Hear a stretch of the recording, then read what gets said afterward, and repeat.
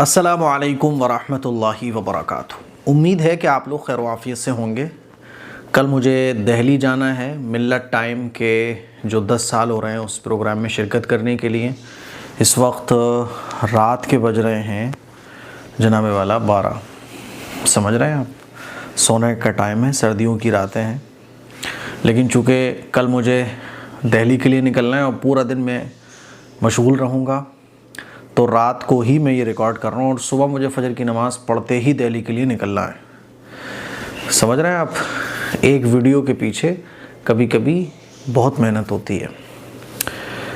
اچھا جی، سورہ النحل ہم لوگوں کی چل رہی تھی، لاسٹ کلاس میں میرے منہ سے نکل گیا تھا سورہ الرعد، تو آپ لوگوں نے بتایا، اچھا لگا مجھے۔ تو سورہ النحل ہم لوگوں کی چل رہی ہے اور آج تاریخ کتنی ہے؟ 1 فروری ہو گئی آج۔ تو ہر مہینے کی پہلی تاریخ سے لے کے 5 تاریخ تک میں آپ لوگوں سے ریکویسٹ کرتا ہوں کہ اگر آپ کو تھوڑا سا بھی اس چینل سے فائدہ پہنچ رہا ہے تو جتنا ہو سکے اس بار کوڈ پر تعاون کیجیے گا۔ یہ اکاؤنٹ مسجد، مدرسے اور جتنے بھی ایجوکیشن سے ریلیٹڈ کام ہیں، جو بلڈنگ کی تعمیرات ہو رہی ہیں، ان کاموں میں یہ اماؤنٹ آپ کا خرچ ہوتا ہے، میں آپ کو بتا چکا ہوں۔ اس وقت خواتین کے لیے ایک مسجد میں بنوا رہا ہوں، آپ لوگوں کو پتہ ہوگا، اور اس مسجد کا مین پرپز یہ ہے کہ خواتین کے دینی اجتماعات، خواتین مسجد میں آ کے ایک دینی ماحول میں نماز پڑھ سکیں، عبادت کر سکیں اور معلمہ ان کو قرآن مجید سکھا سکیں، کیونکہ مستورات کا انتظام نہیں ہوتا۔ مرد حضرات تو مسجد چلے جاتے ہیں، وہاں وہ قرآن مجید بھی پڑھنا سیکھ لیتے ہیں، لیکن خواتین کا ہمارے یہاں کوئی عبادت کا انتظام نہیں ہوتا، ان کو قرآن کی تعلیم کا کوئی انتظام نہیں ہوتا۔ جیسے ہماری جوان بچیاں، ہماری مائیں، ہماری دادی کی عمر کی جو خواتین ہیں، ان کے لیے کیا انتظام ہے؟ ہمارے انڈیا میں نہیں ہے، بہت کم ہے۔ فارن کنٹریز میں تو مسجدیں کھلی ہوتی ہیں، اسی لیے میں عورتوں کے لیے خاص طور پہ مسجد ریڈی کرا رہا ہوں۔ اس میں 5 وقت کی نماز تو نہیں ہوگی، لیکن البتہ عورتیں اس مسجد میں آ کے نماز پڑھ سکیں گی۔ رمضان میں ہاں انشاءاللہ تراویح ہوں گی اور قرآن مجید کے حلقے لگیں گے۔ تو بھائی اماؤنٹ کی بہت ضرورت پڑ رہی ہے، کیونکہ سولر پینل لگنا ہے، ابھی اس کے ہی 3 لاکھ روپے ہیں۔ تو میں آپ لوگوں سے درخواست کرنا چاہوں گا کہ اس بار کوڈ پر جتنا ہو سکے تعاون کریں، آپ کے تعاون کے بغیر یہ کام پاسبل نہیں ہے، ٹھیک ہے؟ چلیے شروع کرتے ہیں۔ سورہ النحل کا رکوع نمبر 5 آج ہم لوگ پڑھیں گے۔ نافرمانوں کا ذکر چل رہا ہے اور نافرمانوں کا حال آخرت میں کیا ہوگا، فرما برداروں کا حال کیا ہوگا، وہ بات چل رہی تھی۔ اب اس رکوع میں بھی اللہ تعالیٰ انکار کرنے والے، جھٹلانے والے اور جو یہ کہتے ہیں کہ مرنے کے بعد دوبارہ زندہ نہیں کیے جائیں گے، ان کو اللہ تعالیٰ سختی کے ساتھ وارننگ دے رہا ہے، ان کو وعیدیں بتائی جا رہی ہیں کہ دیکھو باز آ جاؤ، سدھر جاؤ، مان جاؤ۔ دیکھیے گا، اعوذ باللہ من الشیطان الرجیم، بسم اللہ الرحمن الرحیم۔ وقال الذين أشركوا لو شاء الله ما عبدنا من دونه من شيء نحن ولا آباؤنا ولا حرمنا من دونه من شيء۔ شرک کرنے والے کہتے ہیں کہ اگر اللہ چاہتے تو ہم ان کے سوا کسی اور چیز کی عبادت ہی نہ کرتے، نہ ہم اور نہ ہمارے باپ دادا۔ كَذَلِكَ فَعَلَ الَّذِي اچھا وَلَا حَرَّمْنَا مِن دُونِهِ مِن شَيْءٍ، اور نہ اللہ کے حکم کے بغیر ہم کسی چیز کو حرام ٹھہراتے۔ كَذَلِكَ فَعَلَ الَّذِينَ مِن قَبْلِهِمْ، ان سے پہلے کے لوگوں نے بھی یہی حرکت کی تھی۔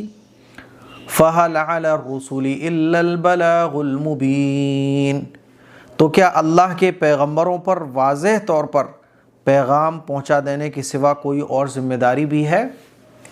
مشرکین مکہ کبھی کبھی مذاق اڑانے کے لیے، اور آج کل کے ٹائم میں بھی اگر آپ غور کریں تو بہت سارے لوگ ہیں جو اسلام کا اور قرآن پر جو اعتراض کرنے کے لیے کہہ دیتے ہیں کہ بھئی اللہ اگر سب کچھ کر سکتا ہے تو ایسا کرو ہمارے ساتھ ایسا کیوں نہیں ہو جاتا؟ اور جب سب کچھ اللہ کی مرضی سے ہوتا ہے تو ہم یہ جو غلط کام کر رہے ہیں یہ بھی تو اللہ کی مرضی سے کر رہے ہیں، ہے نا؟ ایسے جیسے کہ ایتھیسٹ لوگ ہیں، وہ اعتراض کرتے ہیں جب سب کچھ اللہ کی مرضی سے ہو رہا ہے اور اللہ کی مرضی کے بغیر ایک پتہ نہیں ہلتا تو یہ سب دنیا میں غلط کیسے ہو رہا ہے پھر؟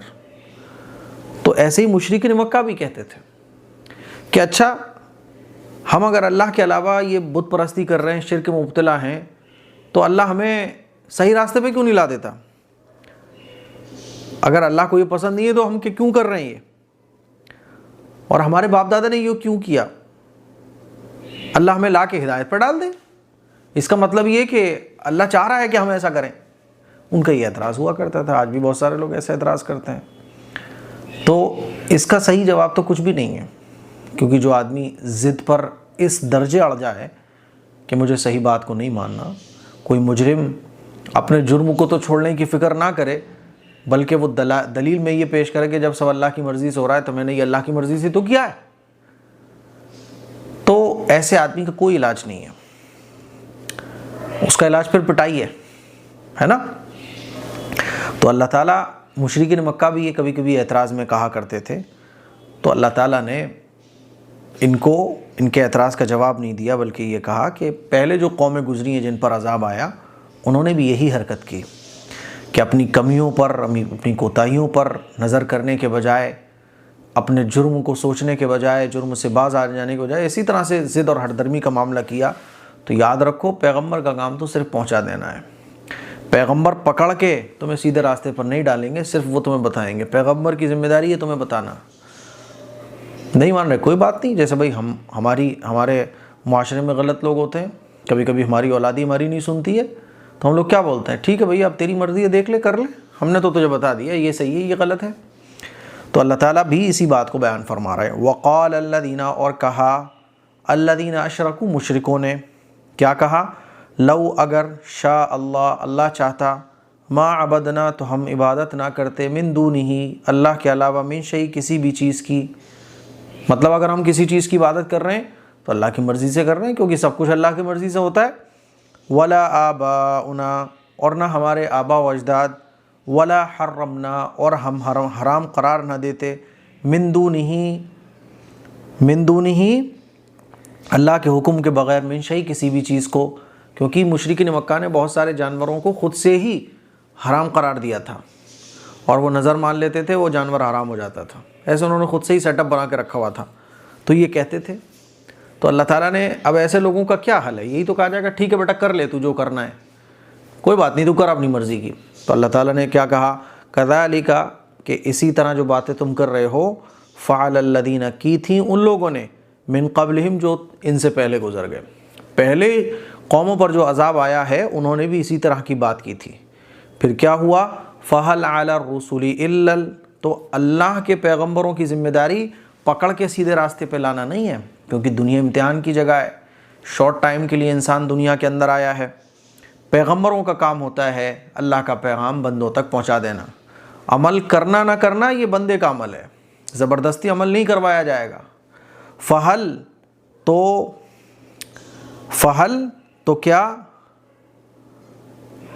کیا علی الرسول، رسولوں پر کوئی اور ذمہ داری ہے؟ فہل تو نہیں ہے، علی الرسول، رسولوں پر، الا، مگر، بلاغ المبین، واضح طور پر پہنچا دینا، یعنی اللہ کے پیغمبروں پر واضح اللہ کا پیغام بندوں تک پہنچا دینے کے علاوہ کوئی اور ذمہ داری نہیں ہے۔ پیغمبر کا کام ہے بتانا، تمہیں بتا دیا گیا، کرتے رہو تم اعتراض۔ اسی لیے دنیا کے اندر اللہ کے اوپر، اسلام کے اوپر، پیغمبروں کے اوپر جو لوگ اعتراض کرتے ہیں ان کے اوپر فوراً عذاب نہیں آتا۔ دنیا امتحان کی جگہ ہے۔ جیسے امتحان ہال میں آپ کچھ مت لکھو، بیٹھا رہو، آپ کو ٹیچر ٹوکے گا بھی نہیں کہ کیوں نہیں لکھ رہا بھائی، بیٹھا رہے، کوئی امتحان ہے۔ آگے دیکھیں، وَلَقَدْ بَعَثْنَا فِي كُلِّ أُمَّةٍ رَسُولًا أَنِ اعْبُدُوا اللَّهَ وَاجْتَنِبُوا الطَّاغُوتَ، ہم نے ہر امت میں پیغمبر بھیجے ہیں کہ اللہ کی عبادت کرو اور شیطان سے بچو۔ ہم نے تو ہر قوم کے اندر پیغمبر بھیجے ہیں۔ اللہ کے پیغمبر کا کام ہے کہ بندوں کو اللہ کے بارے میں بتانا، اور تمام پیغمبروں کی جو تعلیمات ہے وہ سیم رہی، بنیادی تعلیم۔ اور بنیادی تعلیم کیا ہے؟ بنیادی تعلیم ہے کفر اور شرک سے لوگوں کو بچانا۔ بنیادی تعلیم اللہ ایک ہے، یہ تمام پیغمبروں کی بنیادی تعلیم رہی۔ اللہ جو کتابوں میں کہہ رہا ہے اس کو مانو۔ ہاں، چھوٹے چھوٹے جو مسئلے ہیں، حرام حلال میں فرق، شریعتوں میں رہا، لیکن جو بنیادی تعلیم کہ اللہ کے پیغمبر پر ایمان لانا، آسمانی کتاب پر ایمان لانا اور اللہ کو ایک ماننا، اللہ کے ساتھ کسی کو شریک نہ ٹھہرانا، یہ بنیادی تعلیم تمام پیغمبروں کی سیم رہی۔ تو اللہ نے ہر جگہ پر پیغمبر بھیجے، کچھ پیغمبر کچھ علاقوں کے لیے آئے، لیکن پوری دنیا کے اندر جتنے بھی انسان تھے ہمارے آقا صلی اللہ علیہ وسلم کے آنے سے پہلے ہر علاقے میں پیغمبر پہنچا۔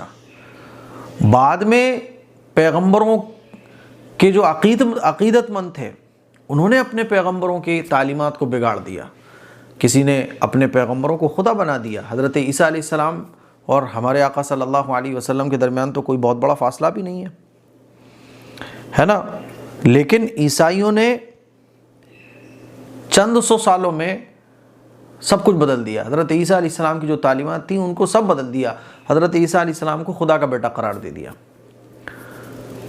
سمجھ رہے ہیں؟ اسی طرح سے اگر آپ غور کریں ہمارے ملک ہندوستان میں بھی جو دوسرے دھرموں کی بڑی بڑی شخصیات ہیں، ہو سکتا ہے کہ ان میں سے کوئی اپنے زمانے میں اللہ کا پیغمبر رہا ہو، ڈائریکٹ تو ہم نہیں کہہ سکتے کیونکہ ہمارے پاس علم ہی نہیں ہے، لیکن جیسے حضرت عیسیٰ علیہ السلام کی شخصیت کو، عیسیٰ علیہ السلام کے جو عیسائی لوگ تھے انہوں نے اتنا بگاڑ دیا، تعلیمات کو اتنا بگاڑ دیا اور ان کو خدا کا بیٹا قرار دے دیا ہو، ایسے ہی جتنے بھی بڑی بڑی مذہبی شخصیات گزری ہیں، ہو سکتا ہے وہ ان میں سے بہت سارے ایسے ہوں جو اللہ کے پیغمبر ہوں اور بھیجے گئے ہوں انسانوں کی طرف، لیکن چونکہ اتنی پرانی تہذیب، اتنا پرانا کلچر، تو بعد کے لوگوں نے پیغمبروں کو خدا بنا دیا اور پیغمبروں کی تعلیمات کو بگاڑ دیا، کیونکہ کسی بھی آسمانی کتاب کی حفاظت کی ذمہ داری اللہ تعالیٰ نے نہیں لی قرآن مجید کے علاوہ۔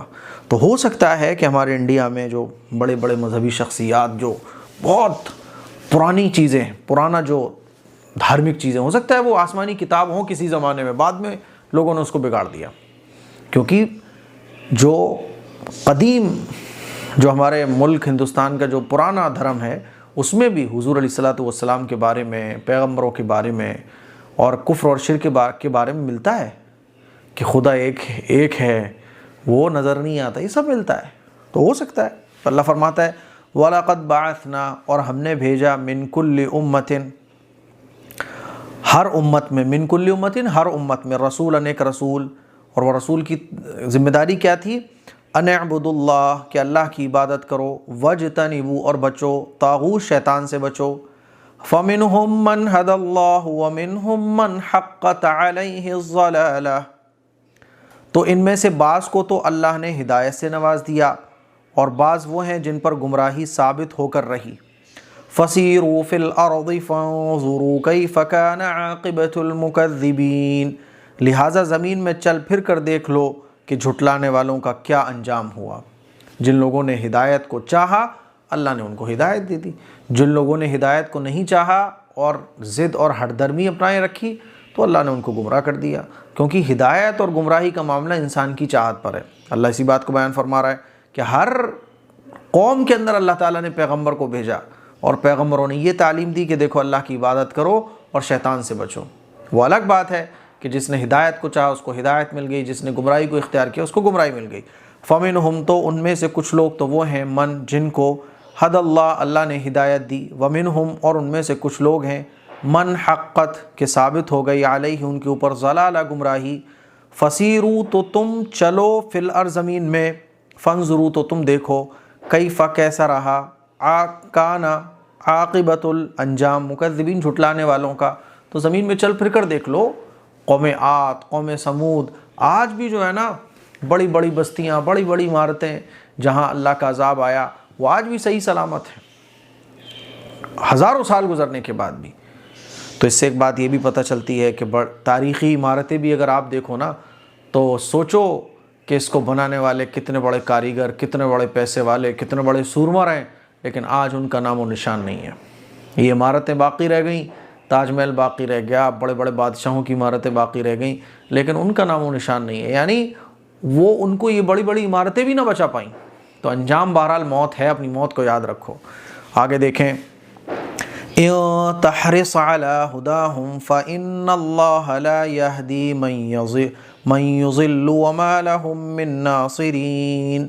آپ کو ان کے ہدایت پر آ جانے کی کتنی ہی تڑپ ہو، یاد رکھیں جس کے لیے ہدایت سے محروم رکھنا طے ہے، اللہ اس کو ہدایت عطا نہیں کرتا اور ان کا کوئی مددگار نہیں ہوگا۔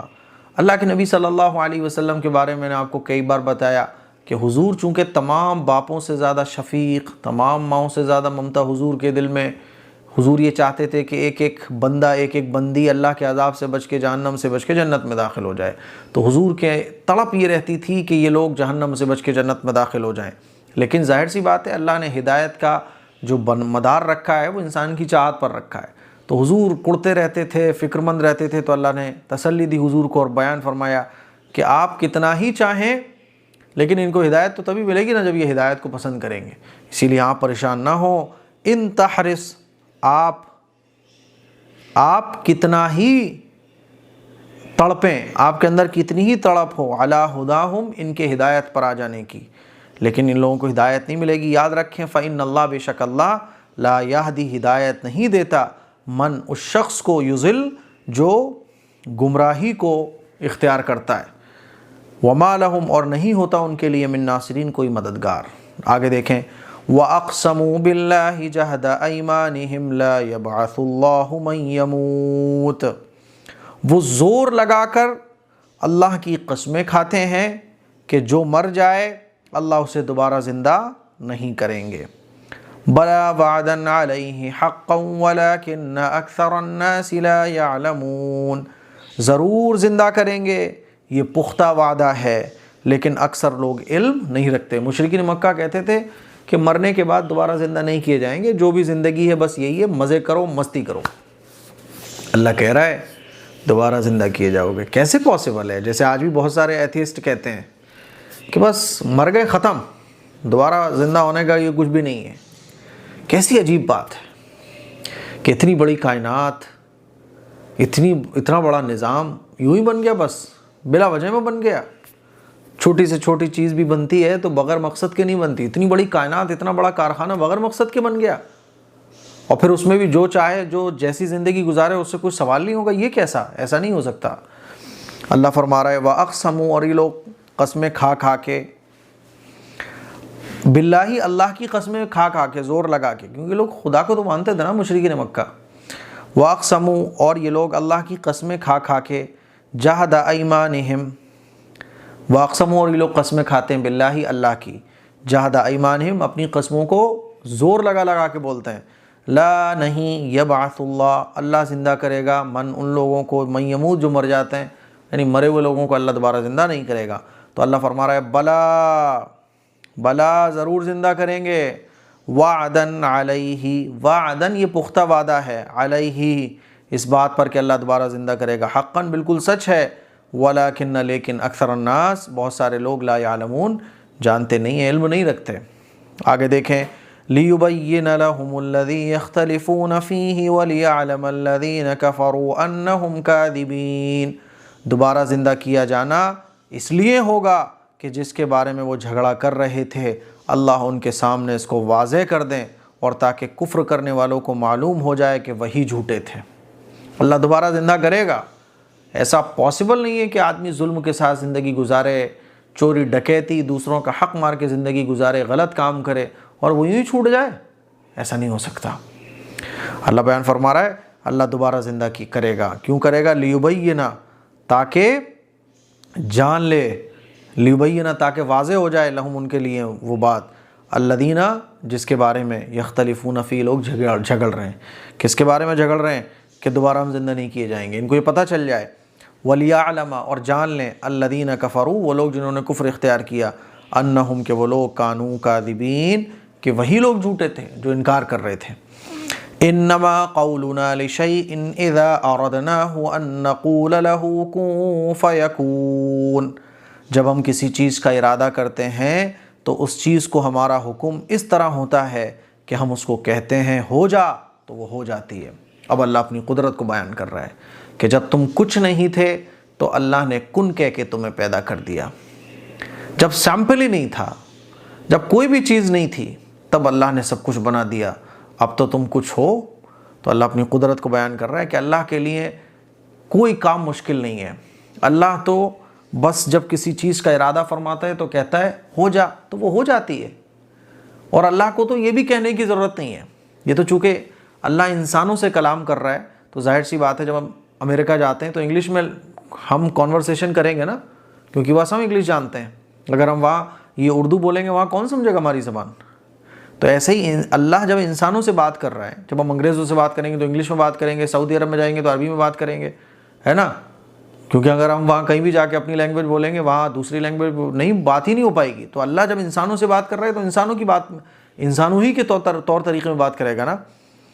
تو اللہ تعالیٰ بیان فرما رہا ہے کہ اللہ کن کہتا ہے وہ چیز ہو جاتی ہے، ورنہ تو اللہ کو کن بھی کہنے کی ضرورت نہیں ہے، بس اللہ ارادہ کرتا ہے وہ چیز وجود میں آ جاتی ہے۔ اللہ فرما رہا ہے انما بے شک قولنا ہمارا کہنا لشیء کسی چیز کے لیے، اذا جب اردناہ ہم کسی چیز کو چاہتے ہیں، ان نقول تو ہم کہتے ہیں، لہو اس کے لیے کیا کہتے ہیں، کن ہو جا، فیکون تو وہ چیز ہو جاتی ہے۔ بس اللہ کے کن کہنے کی دیر ہے، وہ چیز وجود میں آ جاتی ہے۔ تو دوبارہ زندہ کیا جانا کوئی مشکل نہیں ہے، ٹینشن مت لو، وہ وقت آنے والا ہے۔ تو یہ مشرکین مکہ اور ایتھیسٹ، مرنے کے بعد دوبارہ زندہ ہونے کا انکار کرنے والے، کفر اور شرک کی دلدل میں پھنسے رہنے والوں کو اللہ تعالیٰ آج کے رکوع میں یہی کہہ رہا ہے کہ دیکھو کفر اور شرک چھوڑ دو، غلط کاموں کو چھوڑ دو، صحیح چیزوں کو فالو کرو، مرنے کے بعد تم دوبارہ زندہ کیے جاؤ گے۔ تو یہ آج کا سورہ النحل کا رکوع نمبر 5 ہمارا مکمل ہو گیا۔ مجھے امید ہے کہ آج کا رکوع آپ کو اچھے طریقے سے سمجھ آ گیا ہوگا۔ اس کلپ کو شیئر کریں، دوسروں تک پہنچائیں۔ السلام علیکم ورحمۃ اللہ وبرکاتہ۔